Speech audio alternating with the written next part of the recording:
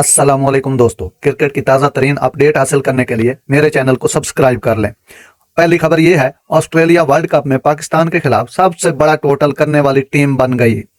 दूसरी खबर है, सरफराज अहमद की तरक्की, पीसीबी ने मजीद 5 क्रिकेटर को सेंट्रल कॉन्ट्रैक्ट दे दिया। तीसरी खबर, ऑस्ट्रेलिया के वार्नर और मार्च ने पाकिस्तान के खिलाफ वर्ल्ड कप की सबसे बड़ी शराकत बना दी।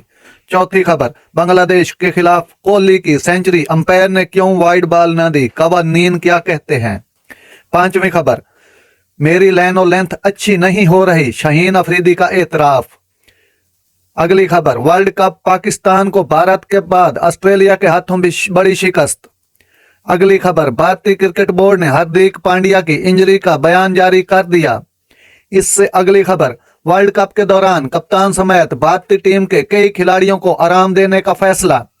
उससे अगली खबर, न्यूजीलैंड से कबल भारतीय टीम को बड़ा धचका, हार्दिक पांड्या अनफिट। उससे अगली खबर, 2 ओवर में पता चल जाता है कैसी बॉलिंग करानी है, मोहम्मद आमिर की कौमी टीम पर भरपूर तनकीद।